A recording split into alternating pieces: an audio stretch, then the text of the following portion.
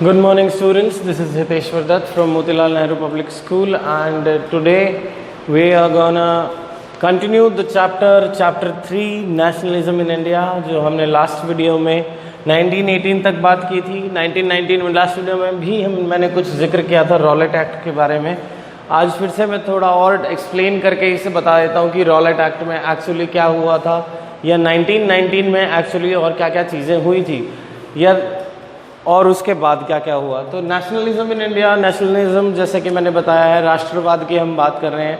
राष्ट्रवाद का यहाँ पे मतलब है कि जब फ्रीडम पाने के लिए, जब हमारा देश आज़ादी चाहता था, उस आज़ादी की इच्छा में जब पूरे देश की जनता, पूरे देश की पॉपुलेशन एक साथ मिलके आई, वो नेशनलिज्म की फीलिंग थी, राष्ट्रवाद की फीलिंग थी कि भाई अब तो एकजुट होके अपना इंडिविजुअल फ़ायदा छोड़ के और एकजुट होके अपने देश के लिए कुछ करो, अपने देश के लिए मर मिटो बेशक, लेकिन अपना देश आज़ाद कराना है।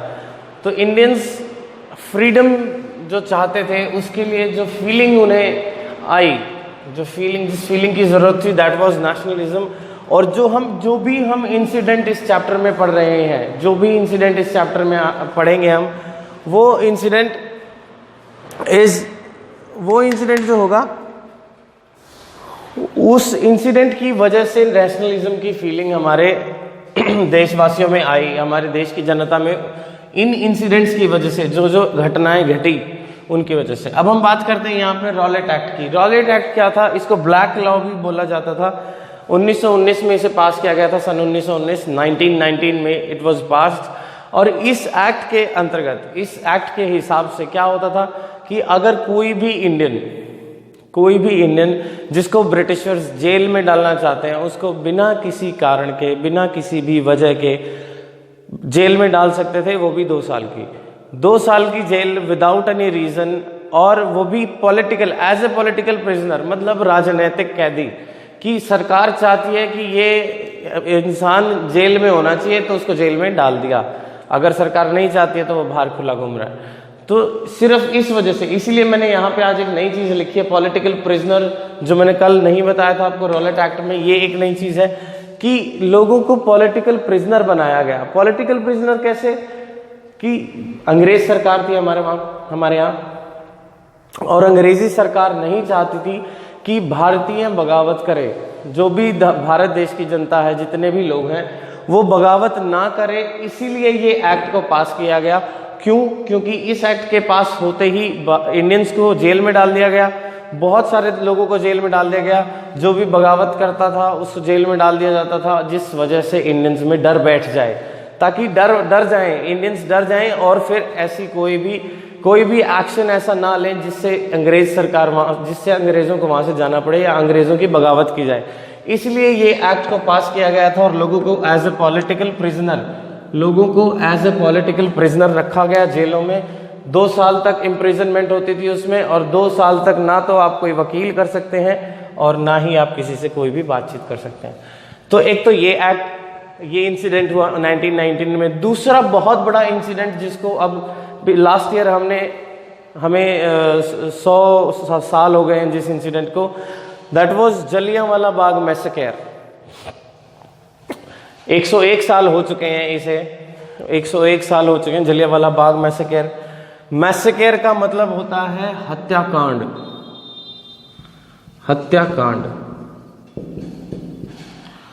तो मैसेकर इसलिए था, अगर आप लोगों ने नहीं सुना हो तो, जलियांवाला बाग का जो इंसिडेंट हुआ था वो बैसाखी के मेले पे हुआ था अमृतसर में।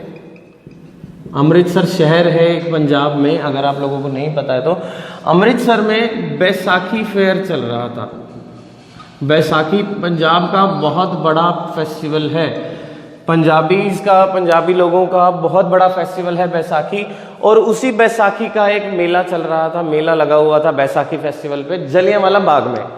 जलियांवाला बाग, अब अगर आप लोग नहीं गए हैं तो मैं बता देता हूँ, जलियांवाला बाग की एक ही एंट्रेंस है, आप सिर्फ एक ही तरफ से वहाँ पे अंदर घुस सकते हैं। अंदर पूरा एरिया है, पार्क है, बाग है, जो भी है। तो उस एक एंट्रेंस पे थे पुलिस वाले, और वो पुलिस वाले ऑब्वियसली कौन थे? ब्रिटिशर्स। तो अब जनरल डायर ने मार्शल लॉ के अंतर्गत, जो मार्शल लॉ पास किया गया, उसके हिसाब से क्या आदेश दे दिए? मार्शल लॉ के हिसाब से ब्रिटिशर्स को डिवाइड एंड रूल की छूट थी और वो अपने हिसाब से कुछ भी कर सकते थे। तो जनरल डायर ने क्या किया? जनरल डायर ने जितने भी पुलिस वाले थे वहां को वहां पे उनको मेन गेट पे खड़े होके और फायर करने को बोल दिया। टोटल वहां पे 1600 राउंड्स फायर किए गए, मतलब 1600 से भी ज्यादा राउंड्स। अब जिस बंदूक से वो राउंड्स फायर किए गए, उस बंदूक में एक राउंड में अराउंड 100 to 200 बुलेट्स होते हैं। तो 1600 राउंड्स फायर किए गए, 1600 राउंड्स फायर किए गए लोगों के ऊपर। और उनके हिसाब से जो 1600 राउंड्स फायर करने के हिसाब से इंडियंस ने जो काउंट किया 1000 लोग मारे गए, लेकिन ब्रिटिशर्स के हिसाब से 379। ये इंडियंस के हिसाब से जो काउंटिंग आई भाई 1000 लोग मारे गए थे, और ये ब्रिटिशर्स के हिसाब से काउंटिंग आई थी कि भाई only 379 people were killed in Jallianwala Bagh massacre. But actual में अगर आप आज भी वहां पे जाके देखें जलियांवाला बाग, अगर आप में से कोई गया है तो वहां दीवारों पे इतना बुरा हाल है कि हर दीवार पे आप गोलियों के निशान देख सकते हैं। तो 1600 राउंड फायर किए गए जिसमें 1000 लोग मरे इंडियंस के हिसाब से, और 379 लोग मरे ब्रिटिशर्स के हिसाब से। तो ये दो बड़े इंसिडेंट 1919 में सन 1919 में हुए। जलियांवाला बाग मैसेकर एक आज भी याद किया जाता है, इसको आज भी श्रद्धांजलि दी जाती है। मैंने कहा इसको 101 साल हो गए हैं। 13 अप्रैल सन 1919 को जलियांवाला बाग हत्याकांड हुआ था। उसके बाद 1919 की हमने बात कर ली, अब हम बात करेंगे 1920 की। 1920 में क्या हुआ? अब आप देख रहे होंगे कि लगभग हर साल कुछ ना कुछ इंसिडेंट घट रहा है, कुछ ना कुछ इंसिडेंट हो रहा है, कुछ ना कुछ हो रहा है। अब 1920 में क्या हुआ? 1920 में गांधी जी ने नॉन कोऑपरेशन मूवमेंट शुरू कर दिया। नॉन कोऑपरेशन मूवमेंट मतलब असहयोग आंदोलन। असहयोग आंदोलन के हिसाब से क्या था कि गांधी जी जो थे वो ये कह रहे थे कि ब्रिटिशर्स की चीजें खरीदना बंद कर दो। जैसे आज के टाइम की अगर मैं रिलेट करूं तो जैसे हमारे मोदी जी कहते हैं कि चाइना की चीजें मत खरीदें, हमारे इंडिया की चीजें, मेक इन इंडिया को जो सपोर्ट किया जाता है, वैसा ही कुछ सपोर्ट मेक इन इंडिया का सपोर्ट किया जा रहा था उस टाइम पे, ताकि ब्रिटिशर्स को काफी नुकसान हो। ब्रिटिशर्स की कमर तोड़ने के लिए नॉन कोऑपरेशन मूवमेंट चलाया गया, असहयोग आंदोलन चलाया गया, जिसके हिसाब से गांधी जी क्या चाहते थे कि ब्रिटिशर जो भी सामान इंग्लैंड से या अंग्रेजों की कंपनियों का जितना भी सामान इंडिया में आता है उसको ना खरीदा जाए, उसको मतलब बॉयकॉट किया जाए, उसका बहिष्कार किया जाए। सेम है खिलाफत मूवमेंट। अब खिलाफत मूवमेंट में मुस्लिम, अब ये तो कर किया हिंदुओं ने, मुसलमानों ने भी, लेकिन इसकी वजह से ऑलमोस्ट 80% नुकसान, मतलब जो 80% जो सेल थी, जो अगर 100 चीजें बिकती हैं, फॉर एग्जांपल अगर 100 चीजें बिकती हैं, अंग्रेज यहाँ पे इंग्लैंड वाले 100 चीजें बेच रहे थे तो 80 चीजें बिकना बंद हो गई। इतना नुकसान, जिसकी वजह से ब्रिटिशर्स को बहुत बड़ा फाइनेंशियल लॉस हुआ और कमर टूट गई थी ब्रिटिशर्स की उस समय पे, क्योंकि अंग्रेजों के लिए उस समय भी सबसे बड़ी मार्केट इंडिया ही थी। और इंडिया के लोगों ने स्वदेशी और खादी को इतना सपोर्ट किया, स्वदेशी मींस लोकल, जो हमारे इंडिया का मेक इन इंडिया प्रोडक्ट है उसको इस्तेमाल करना शुरू कर दिया। और खादी मींस खादी कपड़े का एक, कॉटन का एक वो कपड़ा होता है जो दिखने में काफी मोटा, मतलब अगर उसको टच करते हैं, जो आजकल कपड़े आते हैं काफी पतले आते हैं, लेकिन खादी के कपड़े काफी मोटे आते हैं, बट प्योर कॉटन होती है, वो थोड़ा मोटा होता है जस्ट। तो इंडिया के लोगों ने स्वदेशी और खादी को इतना सपोर्ट किया कि 100 में से 80 चीजें ब्रिटिशर्स की बिकना बंद हो गई। अब उसी के साथ साथ खिलाफत मूवमेंट भी जोड़ा गया। वो क्यों? वर्ल्ड वॉर 1 के टाइम पे, अब मैंने आप लोगों को बताया जैसे नॉन कोऑपरेशन मूवमेंट तो चल ही रहा था कि लोग सपोर्ट नहीं कर रहे थे, असहयोग आंदोलन में स्वदेशी और लोकल को सपोर्ट कर रहे थे, खादी को सपोर्ट कर रहे थे, बट अंग्रेजों की बनाई हुई किसी भी चीज को सपोर्ट नहीं कर रहे थे। उसके बाद खिलाफत मूवमेंट इसके साथ कैसे जुड़ा हुआ, हम ये बात करते हैं। खिलाफत मूवमेंट शुरू किसने किया? खिलाफत मूवमेंट मुस्लिम्स ने शुरू किया। अब 1914 से लेके 1918 तक वर्ल्ड वॉर 1 शुरू हुआ था, वर्ल्ड वॉर 1 चला था। जिसमें दो पावर्स थे, एलाइड और एक्सिस पावर्स थे। अब एलाइड पावर्स में ब्रिटेन था, इंग्लैंड एलाइड पावर्स में आता था, और हम जो थे, हम इंडियंस जो थे, वो ब्रिटेन के अंडर में आते थे क्योंकि अंग्रेज हमारे ऊपर रूल कर रहे थे। तो 1914 में जब वर्ल्ड वॉर 1 शुरू हुआ और ब्रिटिशर्स ने इंडियंस को ये बोला कि आप हमारे लिए वर्ल्ड वॉर 1 में लड़ो, मींस ऑर्डर ही दिया था, ऑब्वियसली रिक्वेस्ट तो की नहीं थी। तो जब ब्रिटिशर्स ने ये बोला कि आप वर्ल्ड वॉर 1 में जाओ, तो जो इंडिया के मुस्लिम्स थे उन्होंने ये कहा कि हम आपकी तरफ से तब लड़ेंगे जब आप इटली के स्पिरिचुअल हेड को कोई भी हानि नहीं पहुंचाएंगे। अब ये क्यों? क्योंकि मुस्लिम्स ने क्या कहा कि वो तभी ब्रिटिशर्स की तरफ से फाइट करेंगे वर्ल्ड वॉर 1 में जब वो इटली के स्पिरिचुअल हेड को कोई भी नुकसान नहीं पहुंचाएंगे। वो ऐसा इसलिए था क्योंकि जो इंडिया के मुस्लिम्स थे वो इटली के स्पिरिचुअल हेड को अपना उसको अपना धर्म गुरु मानते थे, अपना रिलीजन हेड मानते थे, हमारे इंडिया के मुस्लिम्स। तो इटली के स्पिरिचुअल हेड को अपना हेड मानते थे हमारे इंडिया के मुस्लिम्स, लेकिन स्टिल इटली और ब्रिटेन दो ऑपोजिट सेक्शंस थे। ऑपोजिट इन द सेंस, एक तरफ जो एलाइड पावर्स थी उनमें ब्रिटेन,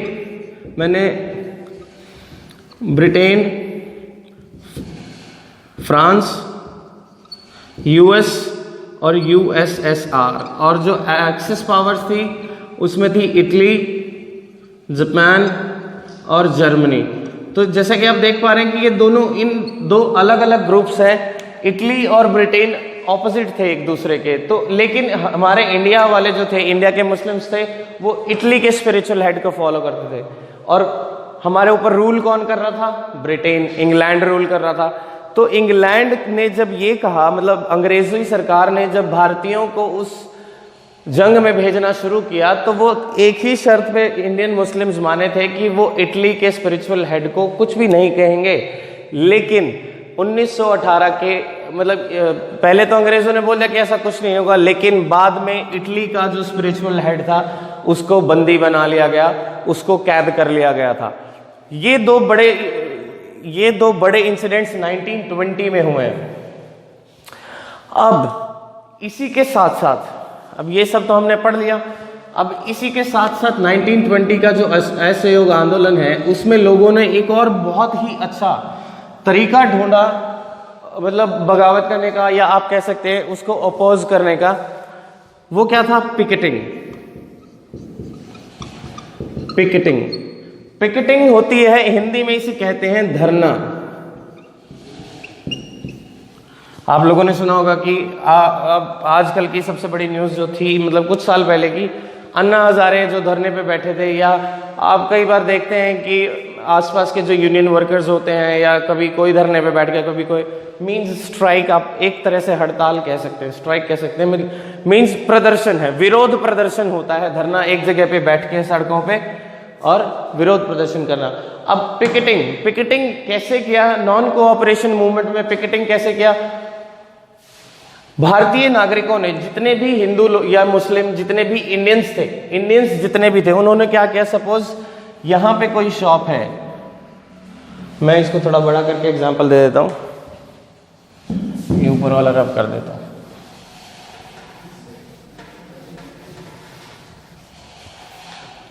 सपोज यहां पे एक शॉप है, ये रास्ता है, ओके। तो इंडियंस ने क्या किया, एंड ये शॉप कौन सी है? ब्रिटिशर्स की है, ये शॉप अंग्रेजों की है, ठीक है। तो इंडियंस ने क्या किया?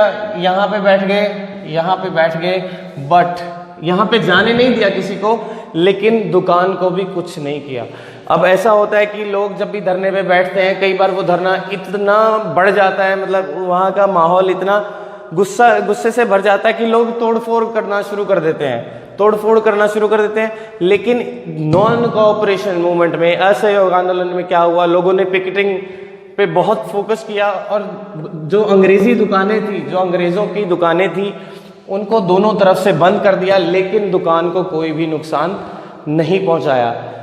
इसके बाद एक और इंसिडेंट की आज हम बात करेंगे, बहुत ही छोटा सा इंसिडेंट है, इसके बाद फिर मैं बाकी इंसिडेंट्स की बातें कल या नेक्स्ट वीडियो में करूंगा। तो इसके बाद अब हमने बात कर ली 1919 की, 1920 की, 1920 के नॉन कोऑपरेशन मूवमेंट की भी बात कर ली। अब हम बात करेंगे 1922 की, 1922 की।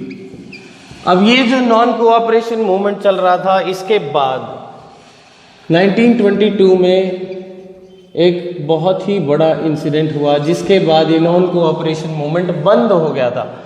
चौरी चौरा इंसिडेंट हुआ था। अब यहां पे क्या हुआ? अ police station was set on fire.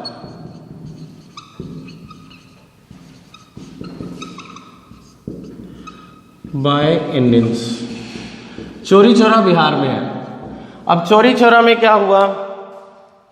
जो भारतीय थे वहाँ के पुलिस ऑफिसर से इतना परेशान थे कि उन्होंने पुलिस स्टेशन को ही आग लगा दी। आग लगाने के बाद क्या हुआ? 22 पुलिस वर्कर्स वर किल्ड। जो पुलिस के 22 कर्मी थे वो मारे गए, उनमें एक ऑफिसर और बाकी सबऑर्डिनेट्स।